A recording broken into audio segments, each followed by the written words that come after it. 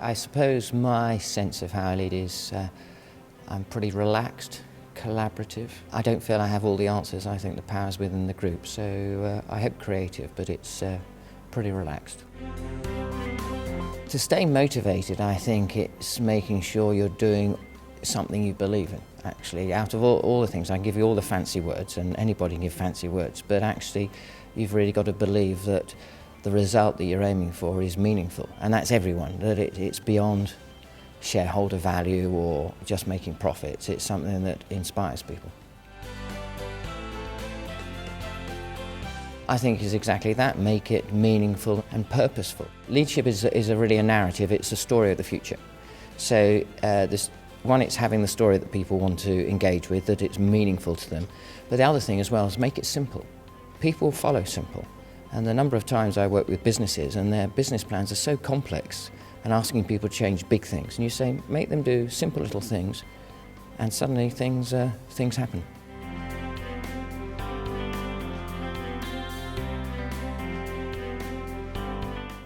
That's an easy question. My kids, I did not want another man being the father of my children.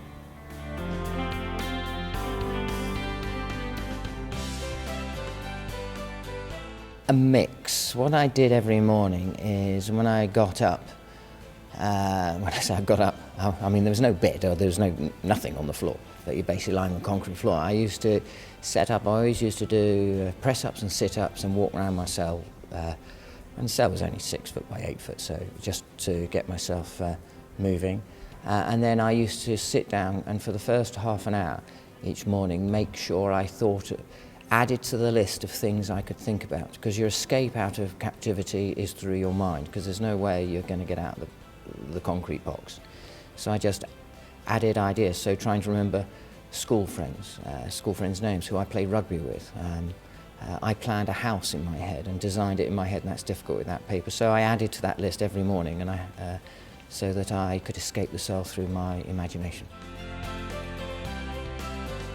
To be honest, my experience didn't really affect me at all really on the way back. It just changed the circumstance, because suddenly I was famous and you have media.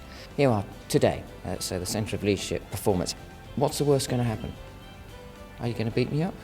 Are you going to kill me?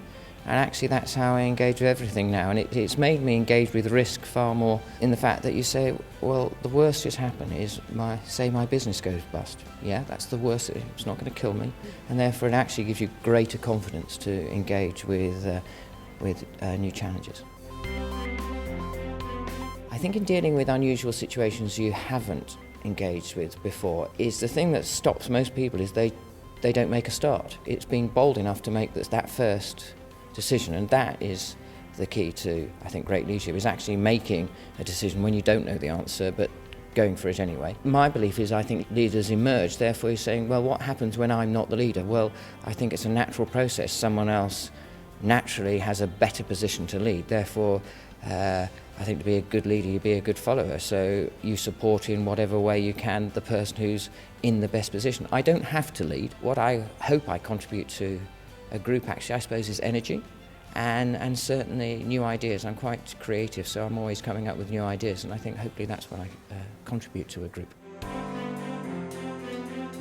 I think you'll be surprised with this answer because we're all meant to give sort of your Nelson Mandelas, your Gandhis and all this sort of thing. I'd say a guy called Cliff Hilliker, who was a flying instructor of mine, who took me aside and really made me believe that I could be more than I thought I was. And I think in reality, we all have those people. Leadership is not some grand thing, it's someone who takes us beyond where we believe we can go ourselves. And whether it's a teacher, someone at work, it opens the world for us that we can't see ourselves. From Cliff is that, believe it. I was just too impressed by other people actually, and he said, look, you're good. You can do stuff, so you don't need to, be bold enough to do what you can do. I don't really have any regrets at all. I have circumstances I wish hadn't occurred. In many ways I wish I hadn't been shot down. Far greater for me is I got chopped off, I failed one flying course which delayed my career. But actually real regrets, well, no, they're circumstances that we've dealt with that actually I wouldn't be standing here talking to you had those things not occurred. So, and I am really spoilt. I mean, I have a great life, so I don't really have any regrets. I can't mention it because it's a rude word probably.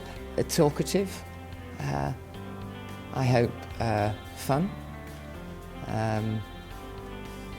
probably philosophical at times, but no, I hope it's talkative and fun.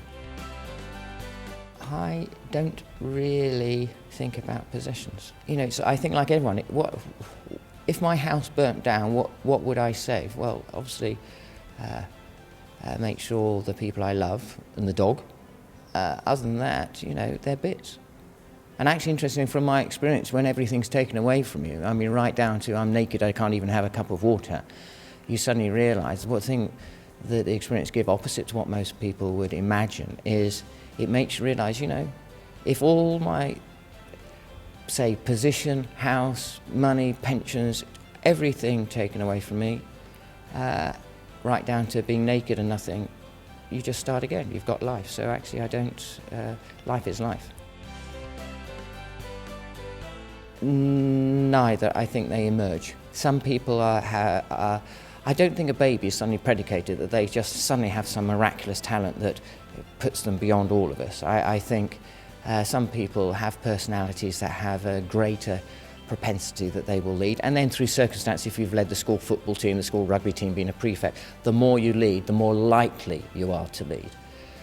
But there are too many instances where people without that level of performance in their backgrounds led. In the mountains, the Andes, where they crashed and then they eventually walked out, it wasn't the star footballers, it wasn't the manager of the team, it was the person who cleaned their boots who led them out. So I think leaders emerge. There's a certain time and a place where they have something that makes them lead. And I think that is a quality within us all, whether we believe it or not.